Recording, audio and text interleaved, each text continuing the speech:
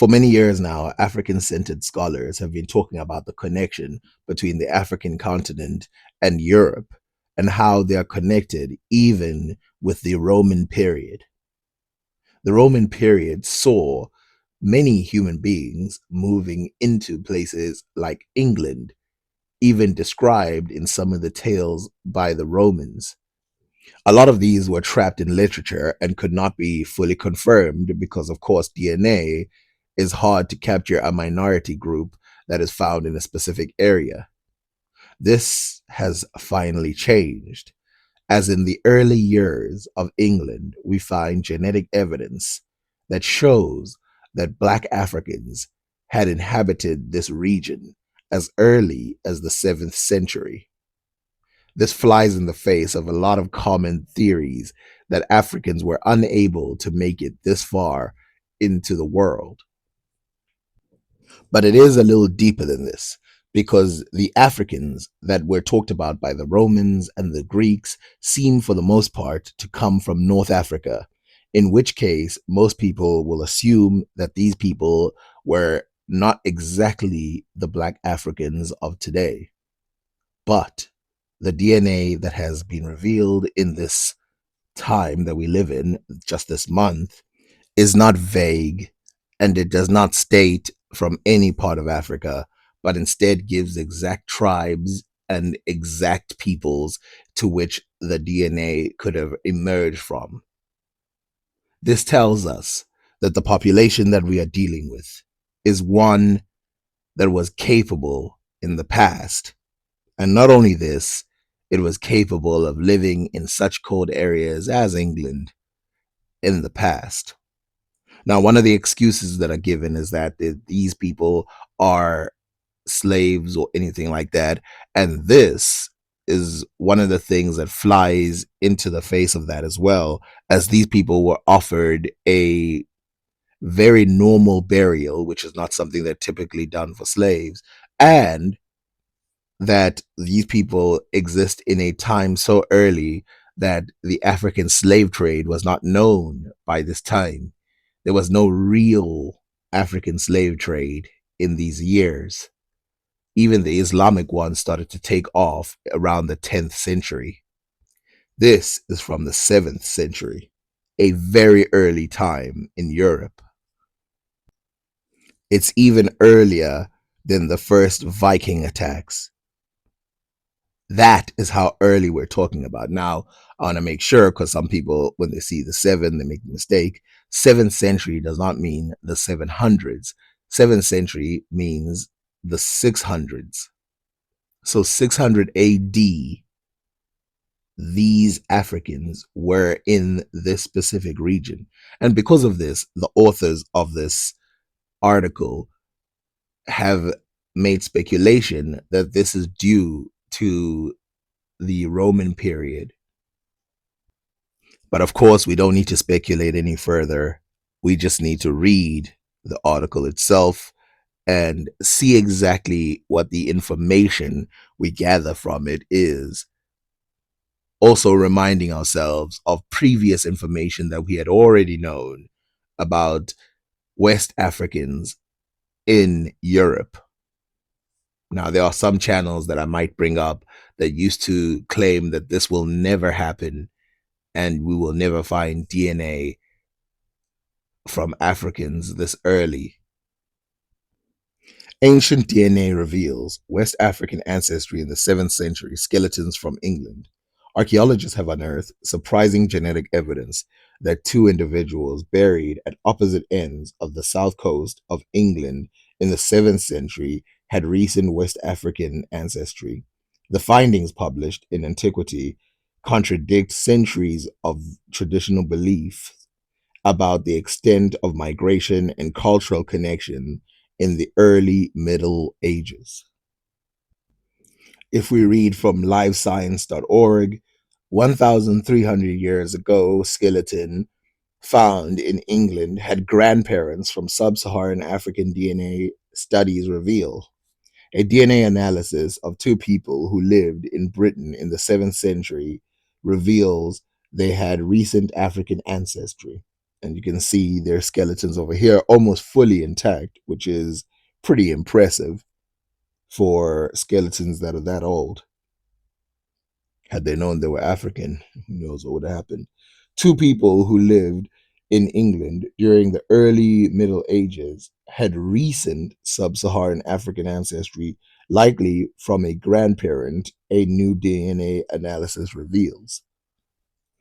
The DNA shows that there is human as well as material connection and that it extends into West Africa. Study co author Duncan Sayer, a historical archaeologist at the University of Lancaster, Lancashire, in the UK, told Live Science in an email.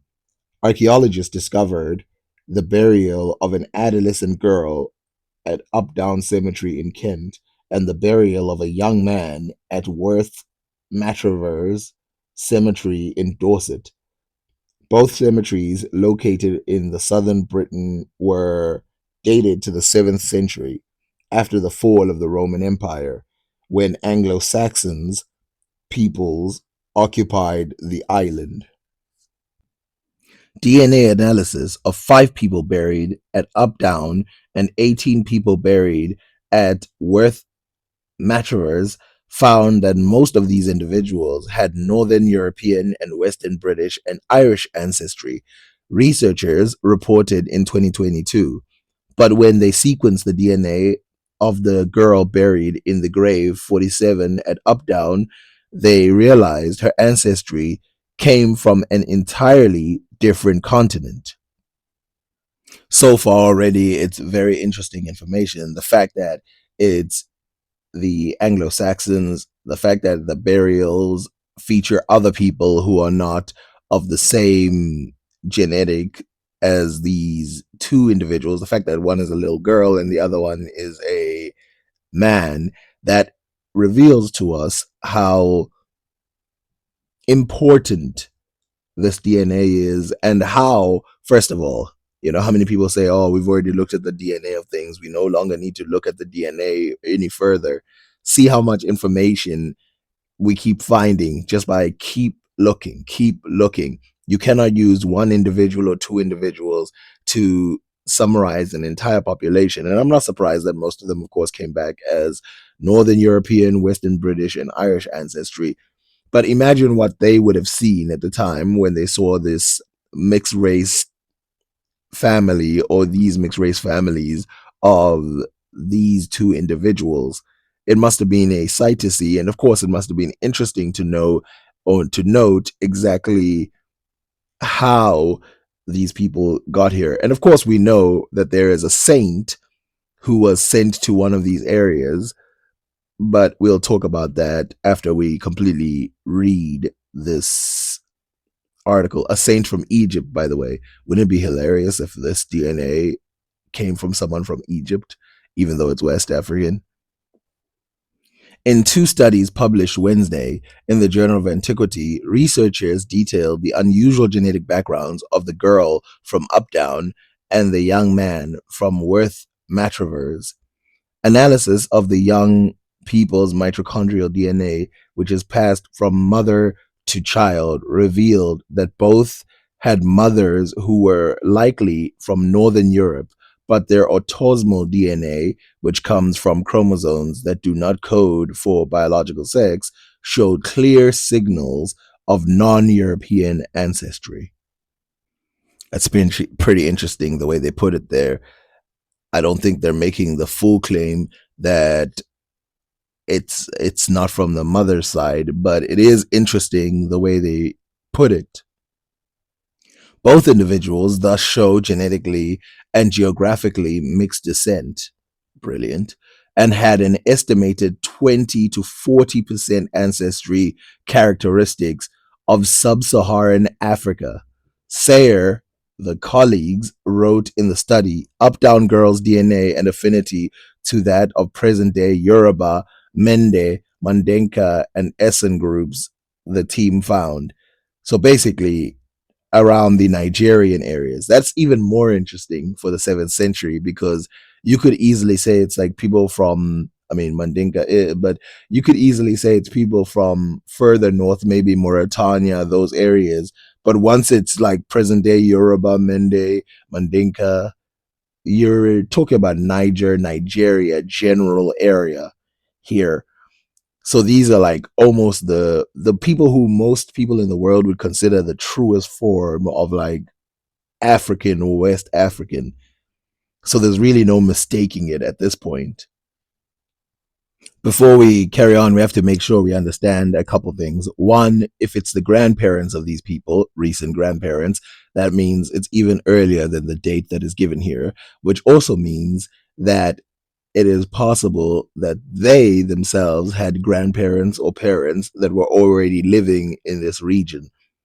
It means that the Black Africans have been in England for at least 1,400 or even 500 years in its history. This would be a very special history of Black Africans in this area. And this is also very interesting given the fact that almost every other genetic study done, even to people who were believed were Black African, did not come back with this genetic result. And for it to come back this way now as a surprise, it gives it more credibility rather than a selected group of people that they were already expecting them to be that. So there is no real bias. The fact that these individuals were buried with their communities suggests that they were valued by their peers. The authors wrote in the study human skeletons in a double burial in Worth Matravers, England. One person had recent African ancestry. So I guess what they're trying to say here is that they do not have, it's not a servant type of relationship where these people were lower than the other people and existed in this area as a basically slaves. They did not exist in this area as slaves. And I think these people want to communicate that. And the fact that they were buried with other people of other genetics shows that they were not seen as outsiders, but instead were part of the community that existed at the time. And it's very interesting, especially since it's possible that they had Roman ish ancestry along with it. It's possible. The up down girl was buried with a knife. That's interesting. A spoon, a bone comb near her left hip, and a decorated pot from Frankish Gaul at her feet. It's a truly European style burial. Nothing about it screams Africa from what I'm seeing.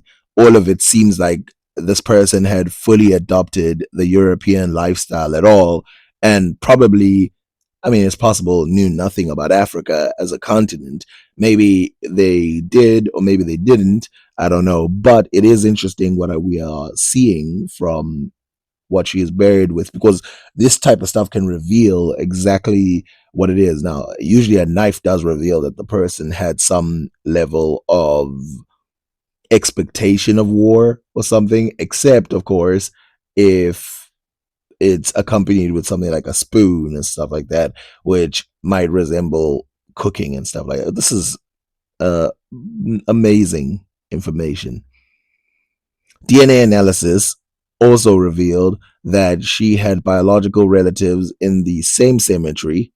Okay, so she's part of the family extended. Another interesting part of it, because she could have been not related to the people in the cemetery, but was buried in the same area. This would mean that she was not part of the family, but some type of extra person. So maybe a servant girl, or maybe someone who was paid to be in the area.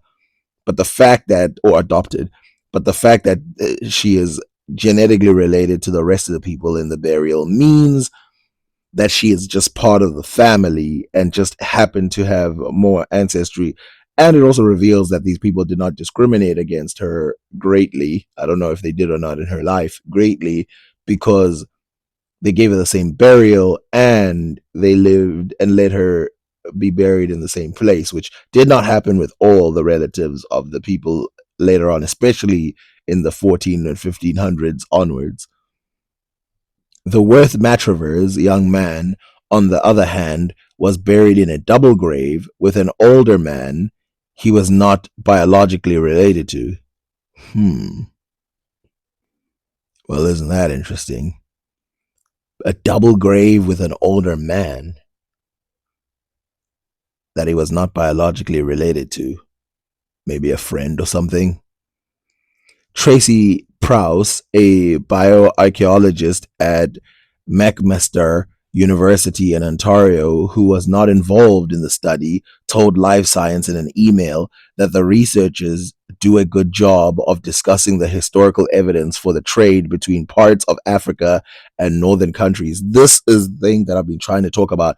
Guys, when I show you those horns, those ivory horns, when I show you all the stuff that the Mandinka and all these other people have been trading with Europe, watch it. I promise you that information is all necessary. It ties into the entire history of Europe and Africa and how they communicated with one another. It's not just DNA evidence we need to look into. We also need to look into the items that they traded with one another back and forth. There was actually a video I saw a long time ago, maybe 6 years ago, where there was a Viking, and this Viking was rich, and inside of his burial they found an African item, a European item, which was interesting, a possible Native American item, a possible, well, not a possible, a Chinese item, and a Middle Eastern item at the same place in the same grave. And this showed how many, I mean, all those continents in one area. That tells you how connected the world was in the past. And remember, Vikings did make it all the way down to Africa. Now, keep in mind, again, most of that was North African and all of that.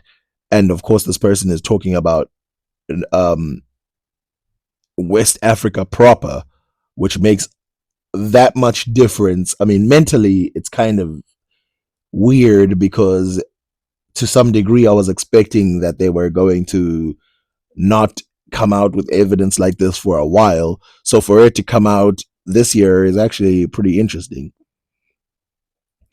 So let's read it again. Tracy Prowse, a bioarchaeologist at McMaster University in Ontario, who was not involved in the studies, told Live Science in an email that the researchers do a good job of discussing the historical evidence for trade between parts of Africa and northern countries. I actually want them to do like a panel discussion. I want to see them talk about it.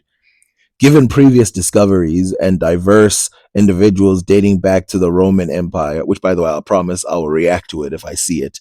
If I see them publicly talk about it, I'll react to it. So if you can find that and send it to me, that would be much appreciated, including the ivory bangle lady found in York, who may have had North African ancestry. The presence of these individuals at Updown and Worth Matravers in 7th century Britain isn't terribly surprising, Prowse said. I mean, I'll tell you why it is surprising, because even in North Africa, a lot of these people have a hard time coming back with Black African DNA. I mean, we have still to this day, we haven't in the 7th century been presented with DNA evidence that, like, okay, here you go, Black African. So for it to be this far away, I think things are starting to build up. Also, it's starting to creep closer and closer to those Scandinavian areas. But Saya does not think there is continuity between the Roman period people with African ancestry and the 7th century people found in southern Britain. Now, that's an interesting one. I actually didn't think about that. If you don't connect it, then how would these people have gotten to this region? These sub-Saharan Africans, recent sub-Saharan African DNA connected to Yoruba and Mende. This is not an ancient DNA, in other words, meaning that these people must have come from West Africa somehow, which it's possible. This is the part that makes it more interesting, because it's possible that they came by ship themselves. So it might have been a vessel traveling around trading, and then one of the people from the vessels, just like the Chinese did in Africa, the traders from China did in Africa, or the Middle Easterners did anywhere else, or any Africans did in India, they might have landed in those areas and then did the trade and fused with the population. But this would be interesting too, because it should then start a much bigger study. Because if that happened, then you should expect in the same region more Africans. If boats from Africa land there, it's very unlikely that it's like one boat. You should find more and more people. And if we do, that would be crazy. That would be crazy information. So, as we read again, but Sayer does not think there is a continuity between the Roman period people with African ancestry and the 7th century people found in southern Britain. After the Germanic Vandals sacked Rome in AD 455, they founded a kingdom in North Africa, but then a Byzantine conquered them in AD 534. At the end of the Roman period, North Africa was conquered by the Vandals, Sayer said. It is the reconquest in the middle 6th century AD, around 533 to 535, which seems to be a significant event here. The DNA data showing African ancestry is unexpected but congruent with archaeological and historical evidence.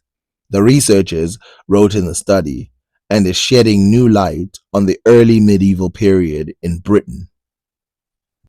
This is certainly important evidence. So let's re-look at some of the images that were provided. So these are the skeletons of the people who are left over. And it's interesting that the burials, the fact that they could even get the DNA out of these people is very interesting. Think about how they must have felt when they saw this. They must have thought to some degree there was some kind of mistake. Like, wait a minute, is that African DNA?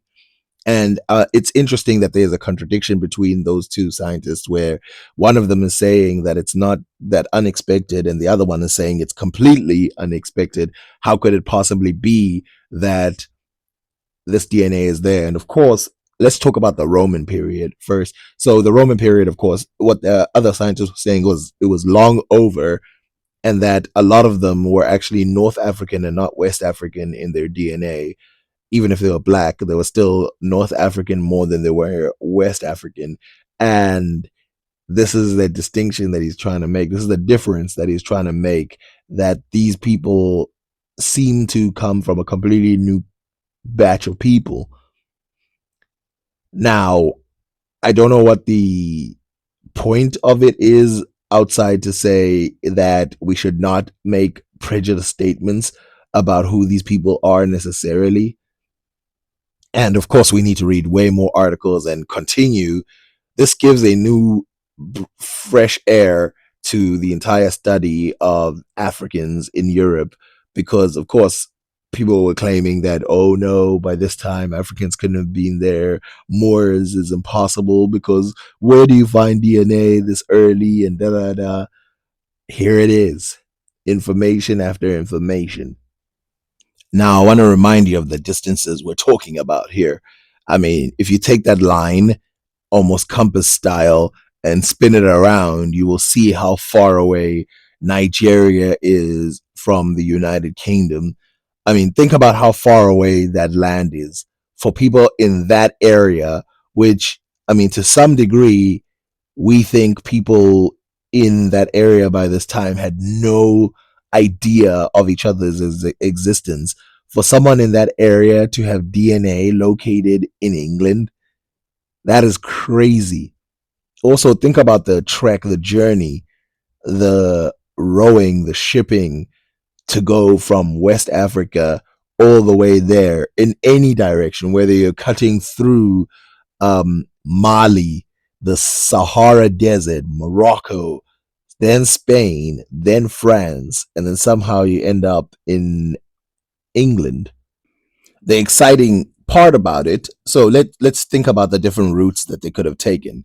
So if we start with the Roman period, so it's possible that it had to do with the Romans. So if we start with the Romans, it might have been some of these groups that the Romans had access to. Remember, the Romans had access to almost all parts of Africa, barring southwestern Africa. So the southern parts from Congo downwards, even though there's some evidence that they might have reached there as well, maybe places like Gabon. But if we take that, we're talking about such a small amount of people that left with the Romans to go to Rome.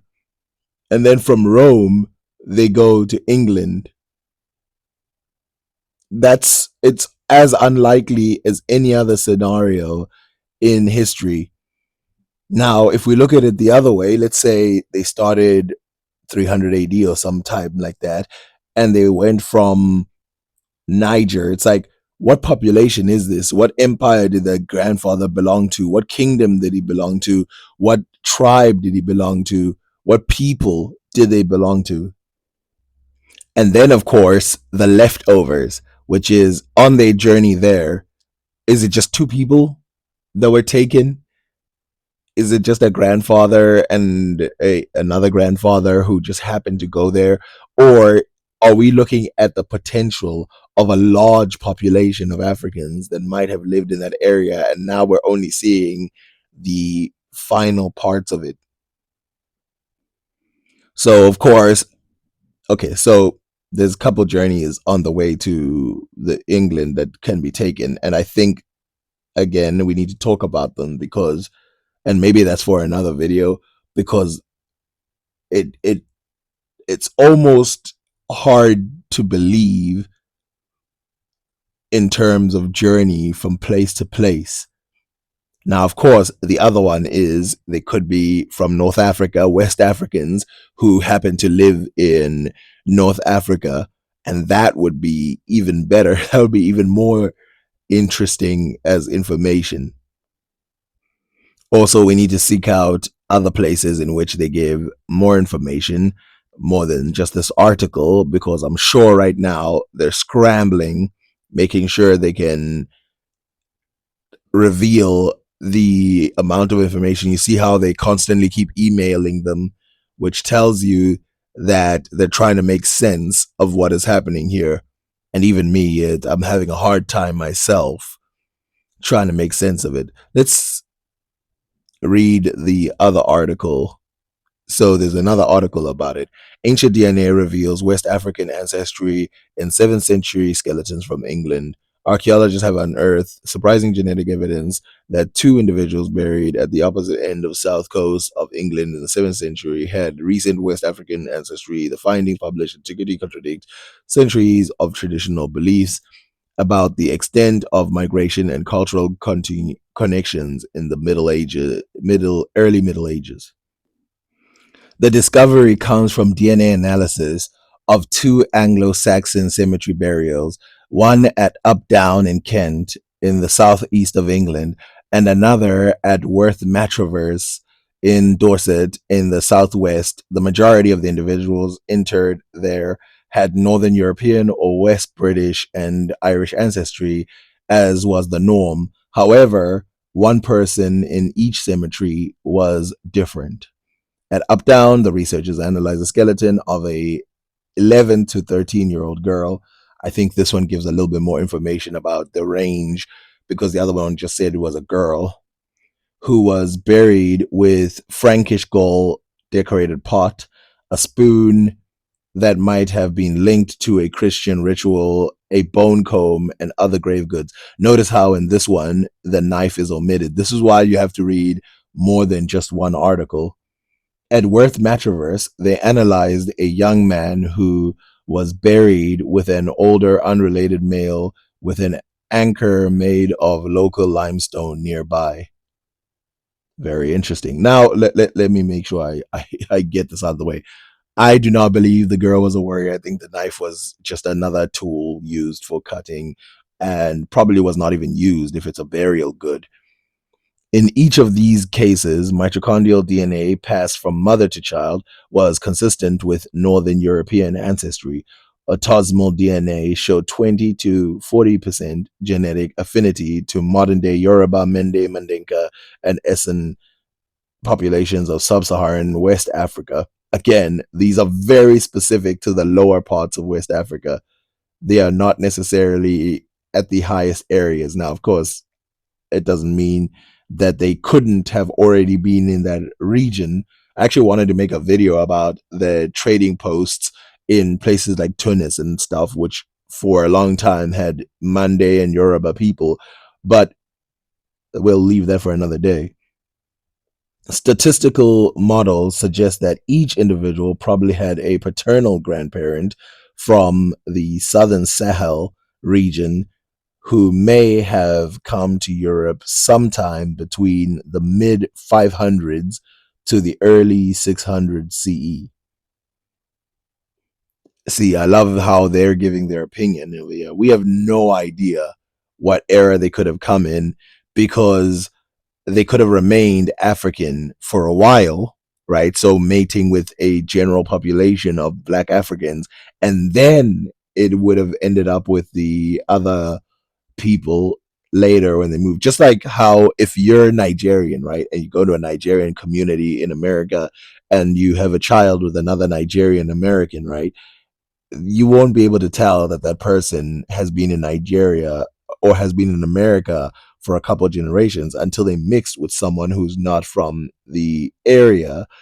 And then you'll be like, oh, it seems like this person, and you might guess 100 years later, 200 years later, that these people have mixed with later populations.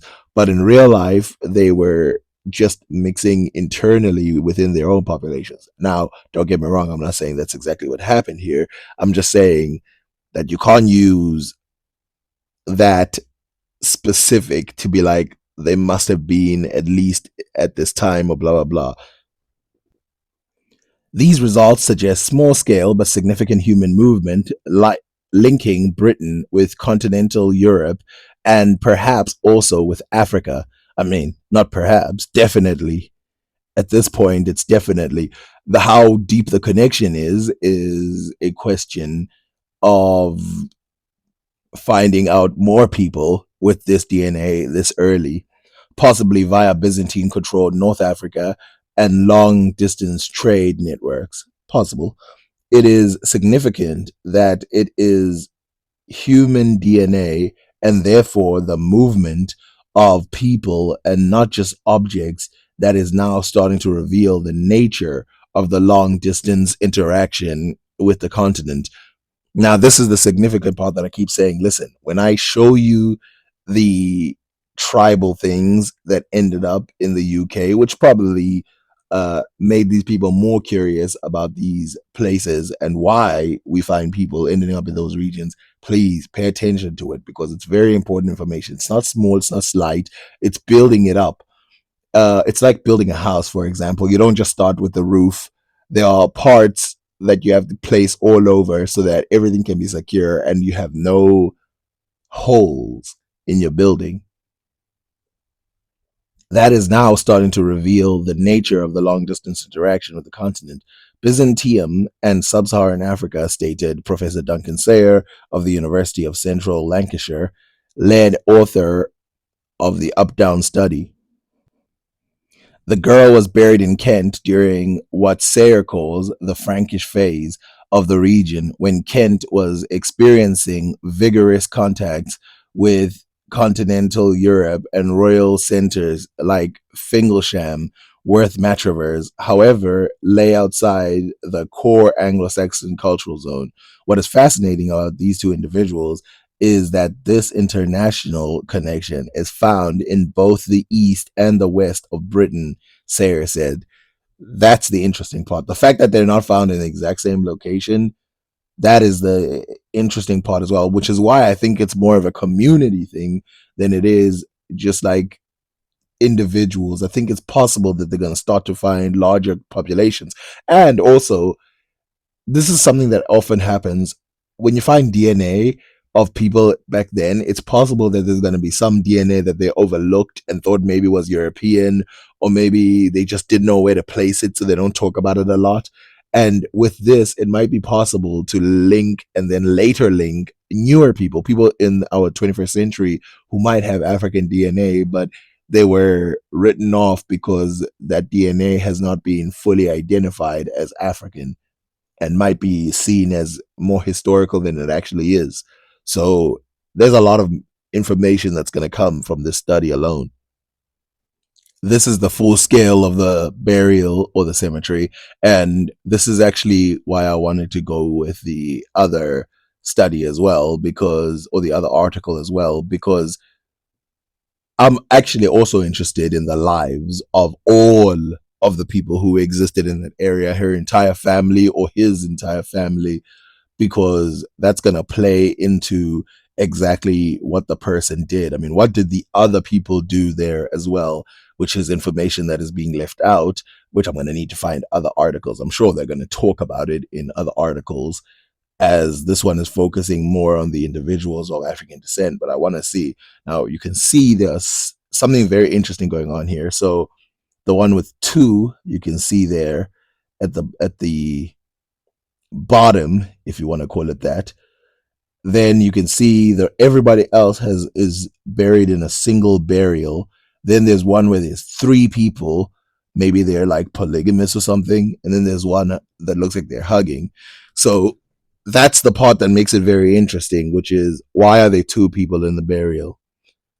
The cemetery at Worth, Matravers, Dorset, showing the burial sampled from eDNA in bold. Credit Duncan Sawyer et al. Dr. that name, J. Edwards of University of Huddersfield, lead author of the Worth Matravers study, stated that the findings emphasize the cosmopolitan nature of England in the early medieval period, pointing to a diverse population with a far-flung connection who were nonetheless fully integrated into the fabric of daily life. That's actually something else I didn't even think about.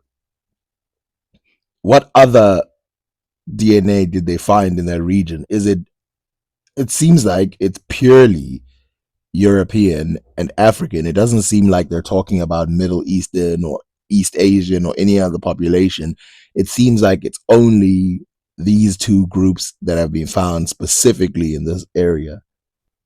The research adds richness to history by showing that Europe had connections with Africa long before the Age of Discovery, while the Roman Empire did have contact with North Africa in the form of recruiting soldiers and trading in goods like gold and ivory. Connections with sub-Saharan Africa were limited and not extensively documented. These two burials now provide concrete genetic proof of these contacts. I think we should leave it there because it's not going to get better than that in terms of information. Anyway, if you guys have any questions, by the way, this was prompted by a question. If you guys have any questions, please ask. I will most certainly respond. So thank you to Monk Moe, who said, have you seen the article on two individuals from medieval England showing West African ancestry? Thank you very much for this suggestion, and gold star to you, sir. Thank you very much. And we'll be talking about this more and more as the days go on. And yes, I had heard of it, but I'm glad you reminded me, because I was going to make a video on something completely different today. I was going to make a video on DNA found in other places, but I'll reveal that later.